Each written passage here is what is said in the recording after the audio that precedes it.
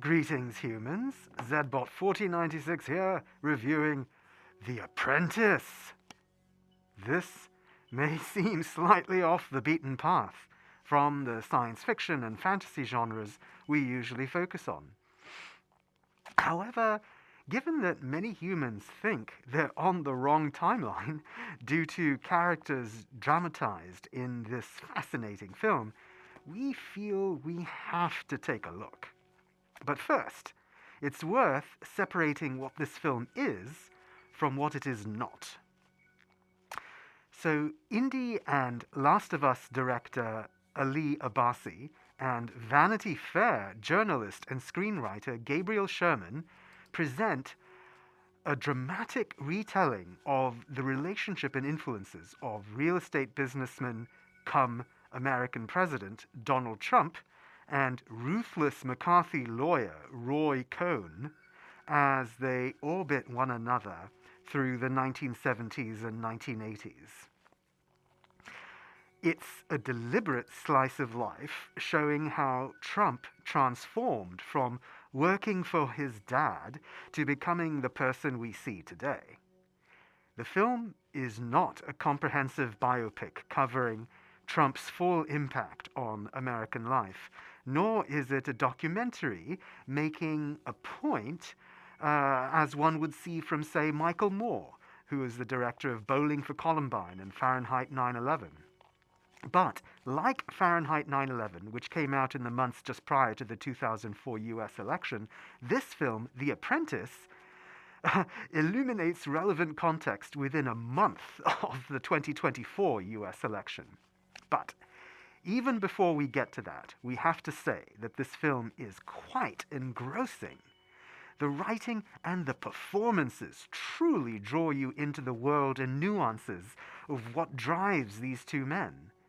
They are less cardboard cutouts of villains, but more multidimensional, showing layers of motivations and values that both influence and are influenced by the worlds of dirty politics and the greed is good capitalism of the 1980s.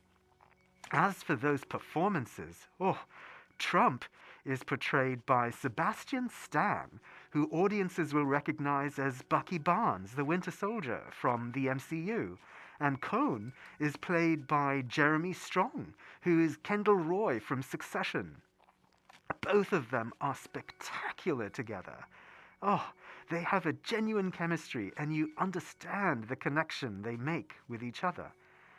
Mind you, this is not sugarcoating who they are, but rather clarifying and setting the context for how human culture provides the primordial soup for the life forms to emerge. Having said that, the film is at times a difficult watch.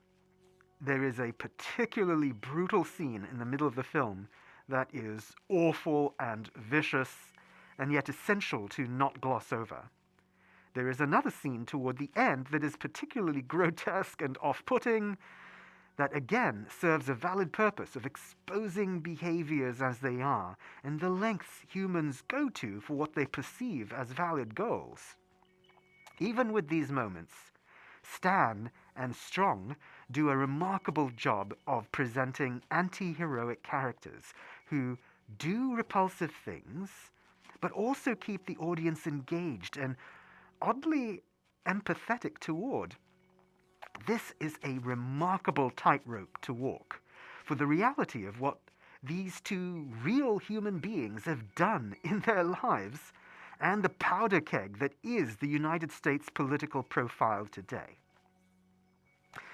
And that is where the true genius of this film presents itself. As one might imagine, we, Zbot94, 4096, are not just observing human culture. We are also observing human actions directly. We see the two halves of the political spectrum separating into two overlapping cultures globally. Part of this is due to humanity taking its first fraught steps into the information age, where previously Conventional gatekeepers and unified news sources held more neutral standards for production of information. Now, all humans have direct digital access to all other humans. They have increasing leverage over news sources, where they bend the tone and tune the narrative to suit what they prefer to hear. Their team now matters more than their nation, and team allegiance controls parliamentary and congressional bodies, eroding the guardrails of egalitarian governments. In this specific moment of human history, conservative media and audiences are developing their own narratives about the US presidential election, while liberal media and audiences are doing the same. In those left-leaning channels, the common questions and discussions are around what statement or legal consequence will finally break the spell of Donald Trump. Why Trump voters cite his economic policy as their main reason for voting for him when the economy is actually thriving under the Biden-Harris administration. How Christian voters can back a person who violates many of the precepts of the Bible. How the working class can support a man who is anti-union and pro-corporations in his policies. How any minority can support a man who has grossly violated their bodies and rights. How any American can support a man who denigrates veterans of wars and Western alliances in favor of totalitarian dictators and fascist rhetoric, all while signaling that he will keep doing all of the above. Now, all of these lines of discussion assume there is a rational actor model defining voters' choices. No, this is a basic but common error in self-awareness across the galaxy. Don't feel bad. Beings typically do not first act rationally. They generally all follow, and I'm talking about organic beings, of course, they generally all follow a predictable growth pattern where they slowly develop in fits and starts, in bursts and regressions, from a state of self-interest to a state of empathy. Humans are no different. As soon as they emerged on the scene of the planet Earth, they wiped out most of the megafauna on Earth, and then wiped out the competing race of hominids, the Neanderthals. As their civilization grew, they wiped out indigenous peoples across the planet and cast other races as slaves and the female gender as serving a support role. Only in the last few centuries have they drawn down slavery, increased the rights of minorities and women, and taken collective actions to limit weapons of mass destruction. And yet, in several geographies, including the United States, the conventional authoritative tribe that has held power in government, business, and culture is now feeling their grip loosening and increasing pressure to conform to objective principles of fairness and progress. They do not like this and want to continue holding on to power. They want to continue to operate above the law, above meritocracy, and continue to enjoy privilege. This is what Make America Great Again means. And that is what they see in Donald Trump. It is also what we see very clearly in The Apprentice. In the film, we see a man bend the law and bend social conventions. He shows no enlightened skills developed over the course of the film, or any curiosity or interest in others beyond how they can gratify him. Instead, his arc is in learning and applying 3 rules of base regression that let him do what he wants and what he feels he deserves. This is what his modern voters admire and want for themselves. They've had enough of the social niceties and want to see power restored to their group. In this film, we see how Trump's self-interest informs and animates his every action. In many ways, this is the alternate vision of the American dream, of American exceptionalism, of blind faith in oneself at the expense of all else.